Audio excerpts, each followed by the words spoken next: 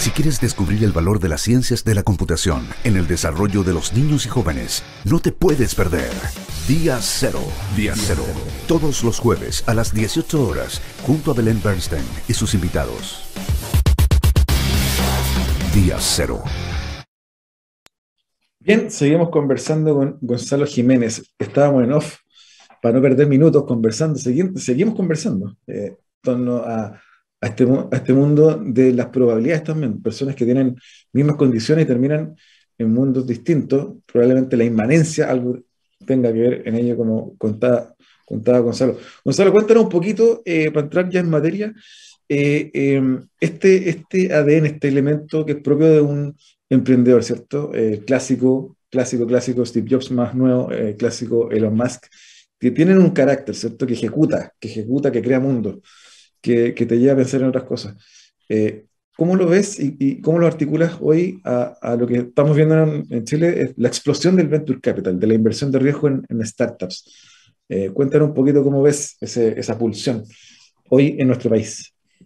Perfecto. Bueno, primero creo que Chile es una maravilla, como esto se ha convertido en una pulsión, ¿no es cierto? Una fuerza con una potencia increíble. Estuve hace 2 días en un evento organizado por a la Alejandra Mustakis, que estaba reuniendo a artistas, a creadores con emprendedores. Unas mezclas así, pares improbables, como se llamaban, y creo que efectivamente la energía que hay es extraordinaria. Ahora, creo que también nosotros tenemos que a veces tratar de salir de la ¿cómo llamarle? De los lugares comunes en el entendimiento del emprendimiento. Porque creo que ahí de repente hay una serie de mitos instalados respecto al emprendimiento que yo, con la fortuna de hacer lo que es un verdadero postdoctorado con Sara Sarasvati, la fundadora del movimiento de Effectuation, he podido ver, primero, que no se requiere un carácter especial para ser emprendedor. O sea, uno puede ser arriesgado y bueno, como dice la historia, la vieja historia, vas a inventar el avión.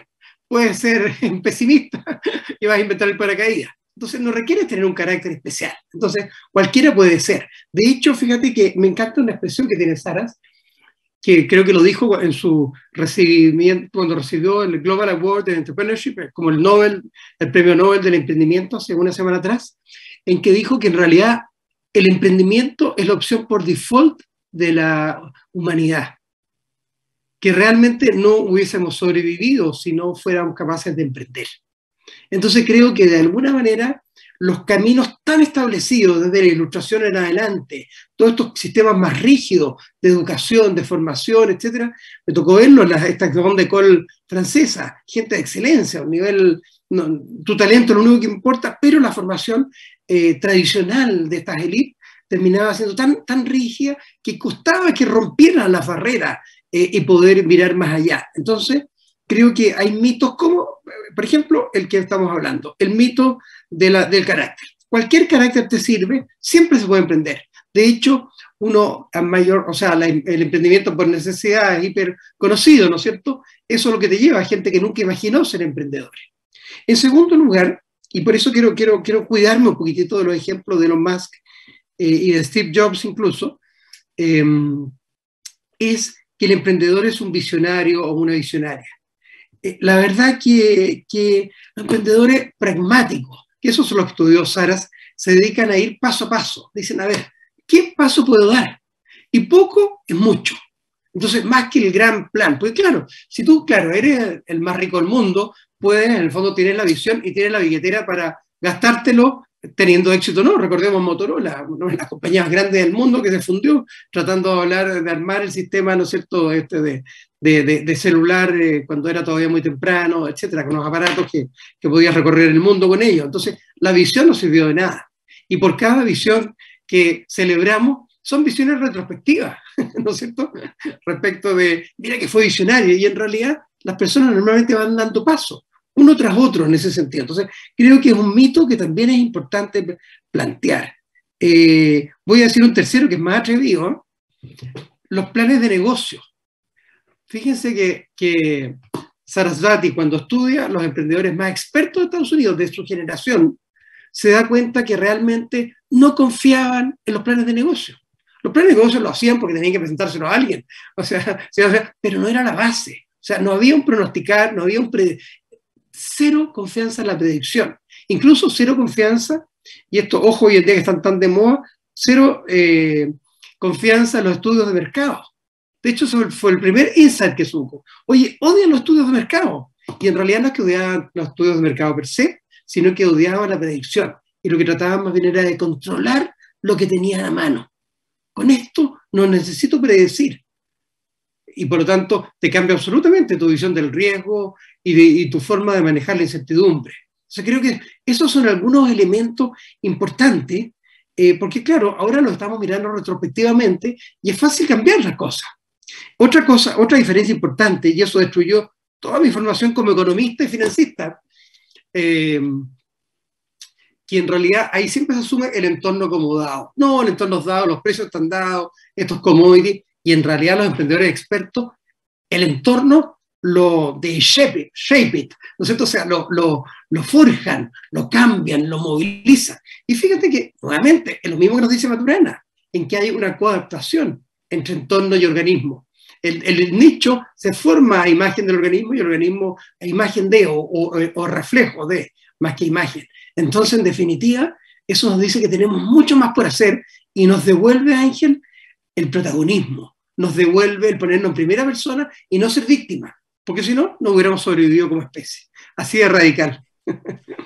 Gonzalo, y tomando ese punto del fenómeno o la visión más bien de Sarasvati respecto al emprendimiento, el espíritu de emprender, entrando al mundo de los negocios, este concepto o esta frase, la innovación sospecha de la estrategia. Entremos ahí en ese mundo. Vale. Bueno, primero te doy el origen de eso, que me fue sugerido por mi querida colega Alejandra Ceccarelli. Le mando un abrazo, es que nos está escuchando, seguramente nos va a escuchar. Y proviene de cuando nosotros hablamos de gobernanza, de gobierno corporativo, y estoy editando un libro con dos colegas ingleses estos días, digamos, sobre los escándalos de gobierno corporativo en América Latina, que fue un poco mi tesis de doctorado. Y en realidad la conclusión que uno saca ahí es que Václav Havel, el primer ministro de la República Checa libre, democrática, lo dijo en un libro: sospecho en mí mismo que el gobierno corporativo debe sospechar de uno mismo. Y por lo tanto, analizando la vinculación entre el mundo de la estrategia y de la innovación, ahí en este brainstorming, Alejandra plantea esa frase. Dice, la innovación sospecha de la estrategia, exactamente. Y esa es la idea. ¿Y por qué sospecha? Porque la estrategia, y te lo dice un profesor de estrategia corporativa de más de 20 y tantos años, muchas veces puede ser un espejo retrovisor, porque se alimenta de la data. Todas las grandes consultoras internacionales, en el fondo, te procesan las datas de una manera fantástica, pero en realidad están mirando por el espejo retrovisor. Y si yo construyo futuro, cuando hay incertidumbre, con el espejo retrovisor, la posibilidad de romperte la cara, se casse la gueule, diría el francés, romperse los hocicos sería la versión en francesa, menos elegante, pero en francés suena más bonita, sería obligatorio.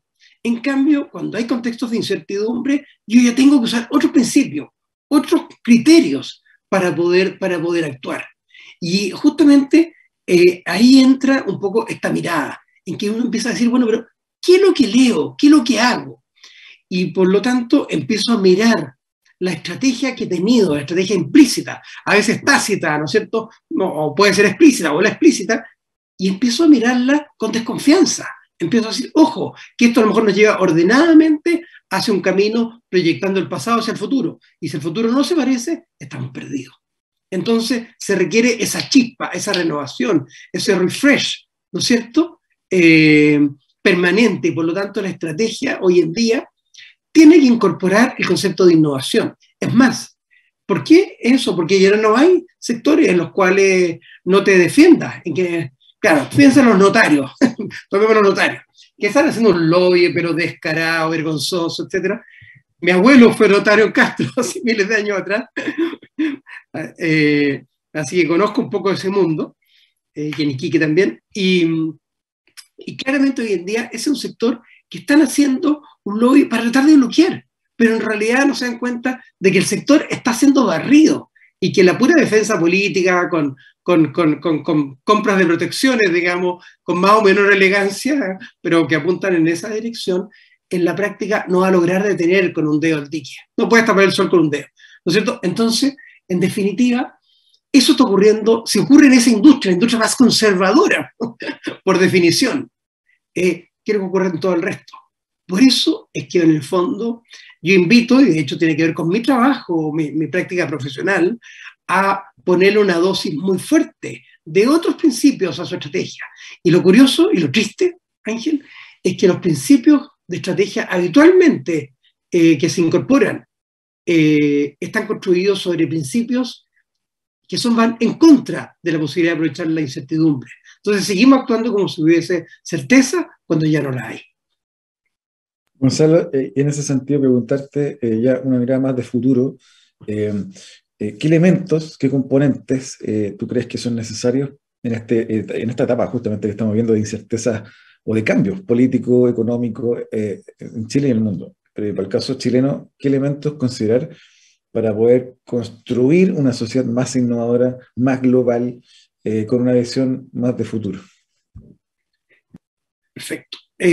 Bueno, como parte de estas cosas, en algún momento para los profesores, para 20 y tantos profesores que forman parte de la Convención Constituyente, hicimos un taller con Sara Sarasvati en el año, este año en realidad, este año, o al final del año pasado, ya no me acuerdo, pero muy en los inicios, digamos, estaban todavía formándose, tratando de mostrarles que ellos estaban tratando de convertirse en emprendedores institucionales.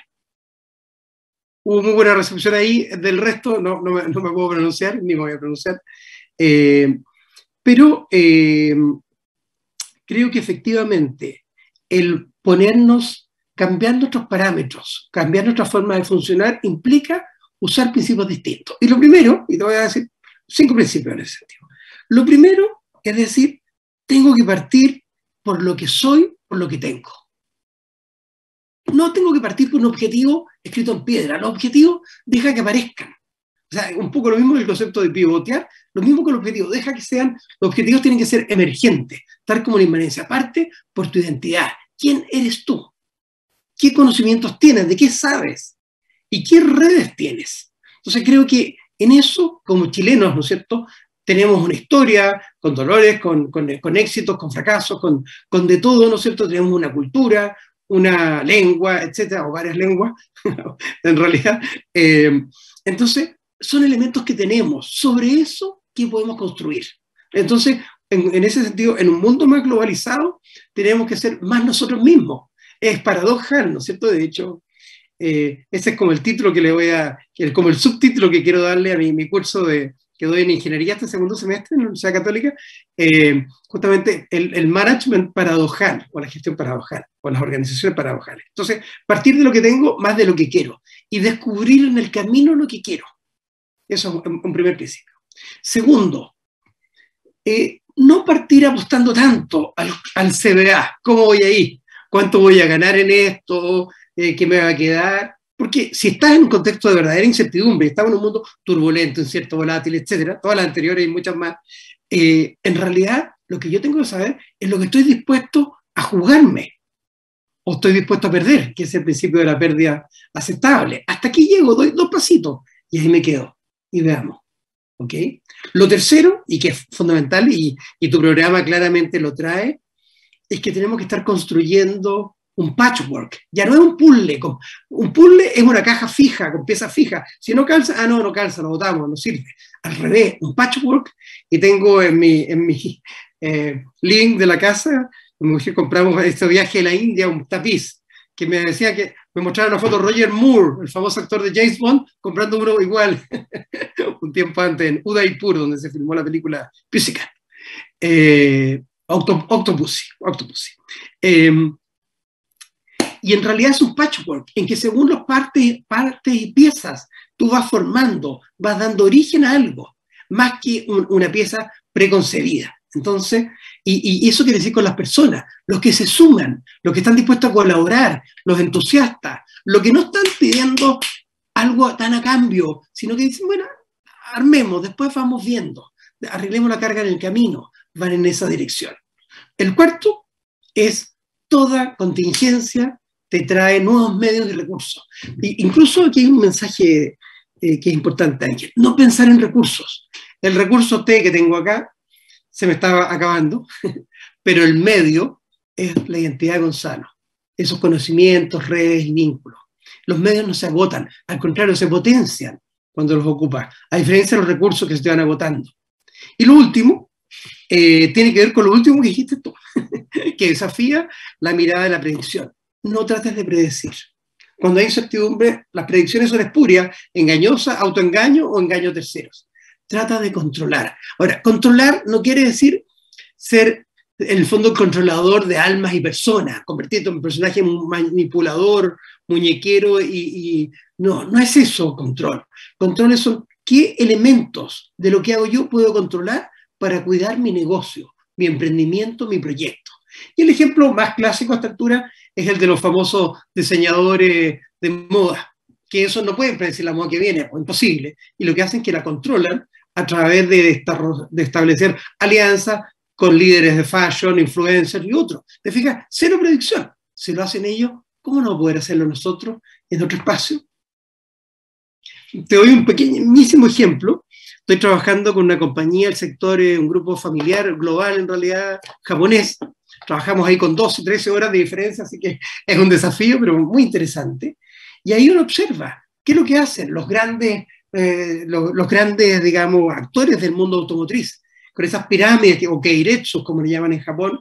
En realidad la compañía, para poder tener esa estabilidad, para poder ofrecer el empleo de por día, que ya no es tanto como era antes, pero todavía sigue bastante, es que hacen que se ajusten sus proveedores y todos los de su cadena. Entonces ellos son los que sufren los embates, pero mantienen la compañía. Entonces están controlando. No es siempre de la mejor manera, quizás, ¿no es cierto? Pero están controlando en vez de intentar predecir la próxima crisis que viene.